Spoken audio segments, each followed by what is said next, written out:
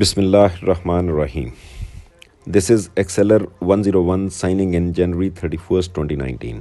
میرے آج کے مخاطب وہ والدین جن کے بچے شادی کی عمر کو پہنچ چکے یا پہنچ رہے ہیں، وہ نوجوان لڑکے اور لڑکیاں جو یا تو نیولی ویڈ ہیں یا جن کی شادی ہونے والی ہے، اور ان کے نوجوان بھائی بہن۔ شوہر اور بیوی کے جسمانی تعلقات پر بات کو دوستوں نے بہت پذیرائی بخشی۔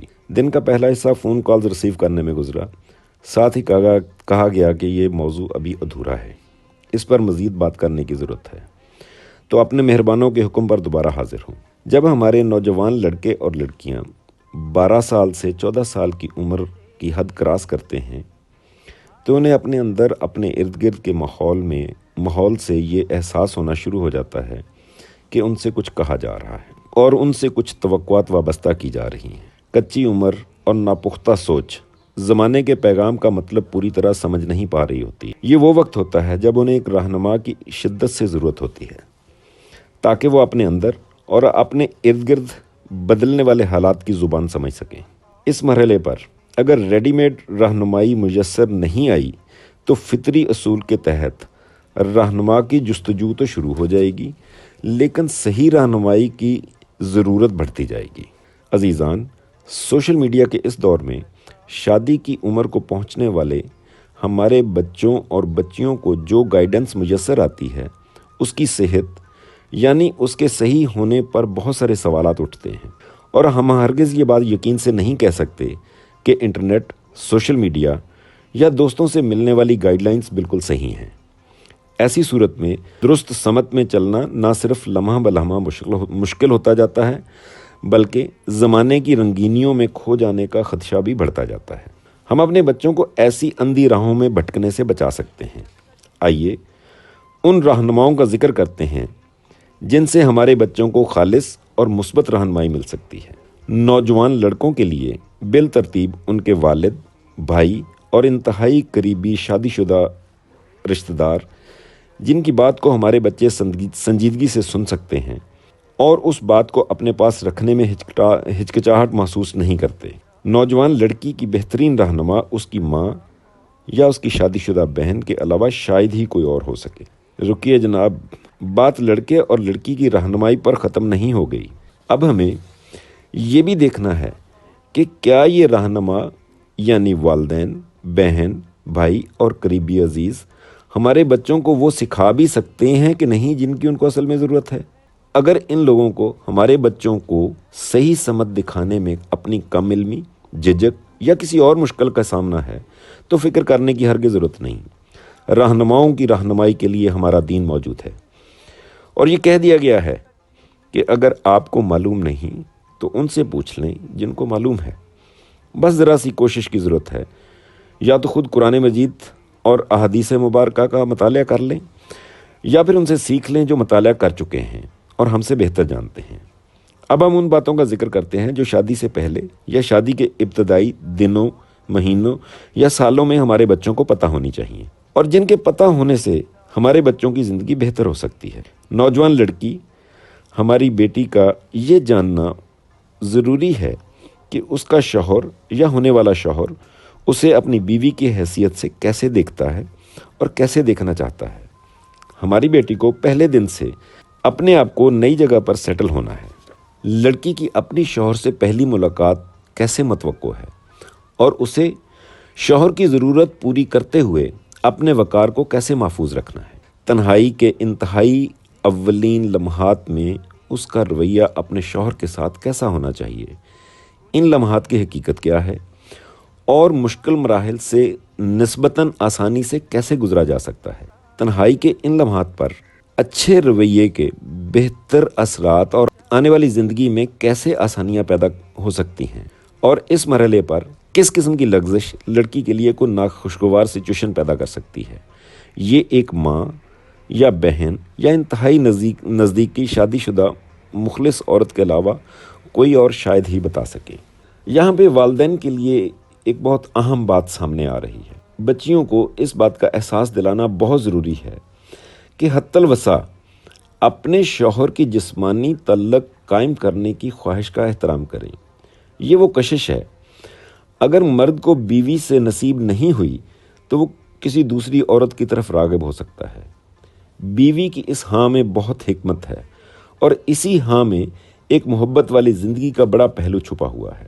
اگر ہم ایک قدم اور آگے جائیں تو یہ کہنا بے محل نہ ہوگا کہ بیوی کا اپنے شوہر کو جسمانی تعلق کی رغبت دلانا بہترین زندگی کے لیے ایک بہت کارگر ہتھیار ثابت ہو سکتا ہے۔ لڑکی کے علم میں یہ ہونا بہت اہم ہے کہ اس کے سسرال میں اس کا جائز مقام کیا ہے، اور اگر کسی وجہ سے اسے اس کا جائز مقام نہ مل سکے تو اس کا رد عمل کیا ہونا چاہیے۔ لڑکی کے سسرال والے اسے کس قسم کی توقعات رکھ سکتے ہیں، اور ایسی توقعات کو کس حد تک پورا کرنا مفید ہو سکتا ہے۔ اگر بیٹی کو اس کی زندگی میں اس کے شوہر کا مقام اور اس سے جڑے معاشرتی اور ذاتی پہلوؤں کی زیادہ سے زیادہ جانکاری دے دی جائے تو ظاہری طور پر بیٹی کو اپنی جگہ بنانے میں ایک مناسب طریقے سے اپنا نیا گھر مینج کرنے میں بہت حد تک مدد مل سکتی۔ ہم جس معاشرے میں رہ رہے ہیں، اس معاشرے میں ہندو اور سکھ معاشرے سے بہت کچھ ادھار لیا گیا ہے، جس کے ساتھ ہمارے مسلم معاشرے کا دور کا بھی کوئی تعلق نہیں۔ بدقسمتی سے ایسے معاملات ہمارے معاشرے میں کچھ اس طرح سے شامل ہو چکے ہیں کہ ہمارے لیے انہیں نظر انداز کرنا مشکل معلوم ہوتا ہے۔ ایسے ہی رسم و رواج اور فرسودہ کانسیپٹ کو نہ چاہتے ہوئے بھی سامنے رکھتے ہوئے ہم صرف اتنا کہیں گے کہ شادی کے یہ پہلے کم و بیش 5 سال ہماری بیٹی کے لیے ایک امتحان کی حیثیت رکھتے ہیں۔ 5 سال کی اس پلسرات کو کسی نہ کسی طرح عبور کرنے میں عافیت ہے، اور یہ صرف بیٹی کی تربیت سے ہی ممکن ہو سکتا ہے۔ ہم کچھ بھی کر لیں، ہمارے اس معاشرے میں سمجھوتا کرنا اور ایسے سمجھوتے کو نبھانے کی ذمہ داری کا بڑا حصہ عام طور پر عورت کے حصے میں ہی آتا ہے۔ اس سلسلے میں بیٹی کی والدہ کی طرف سے رہنمائی اہم کردار ادا کر سکتی ہے۔ یہ تو ہو گیا جناب بیٹی کو کیا کچھ سکھایا جائے کہ سسرال میں اس کے لیے آسانی ہو۔ اب ہم بات کریں گے کہ اگر بیٹی نے اپنی ذمہ داری نبھانی ہے تو کیا لڑکے کو کھلی چھٹی ہونی چاہیے؟ آئیے اسی ترتیب سے اس پر بھی ایک نظر مارتے ہیں۔ جیسا کہ ہم ذکر کر چکے ہیں کہ شادی کے معاملات میں نوجوان لڑکے کے والد، بھائی یا قریبی شادی شدہ مخلص رشتہ دار اس کے اچھے رہنما ثابت ہو سکتے ہیں۔ جیسے لڑکی کی تربیت ضروری ہے، ایسے ہی لڑکے کی تربیت بھی اہم ہے۔ اس بات میں شک کی گنجائش نظر نہیں آتی کہ اللہ تعالیٰ نے مرد کو عورت کی نسبت زیادہ ذمہ دار مقام سے نوازا ہے۔ اس مقام کا حق ادا کر کے ہی اطمینان کی زندگی کا نصیب ہونا ممکن ہو سکتا ہے۔ لڑکے کی تربیت میں یہ شامل ہونا ضروری ہے کہ اسے اپنی بیوی کو کس طرح ایک جائز مقام پر رکھنا ہے، اور اس کی حیثیت میں اس سے کیسی توقع رکھنا ہے۔ یہ بھول جانا لڑکی کے ساتھ بہت زیادتی ہوگی کہ وہ اپنا سب کچھ چھوڑ کر ہمیشہ کے لیے لڑکے کے گھر آئی ہے۔ وہ اس گھر میں اور معاشرے میں ایک نئے فرد کی حیثیت سے آئی ہے۔ سیٹل ہونے میں لڑکی کے لیے آسانی پیدا کرنا لڑکے کی ذاتی ذمہ داری ہے۔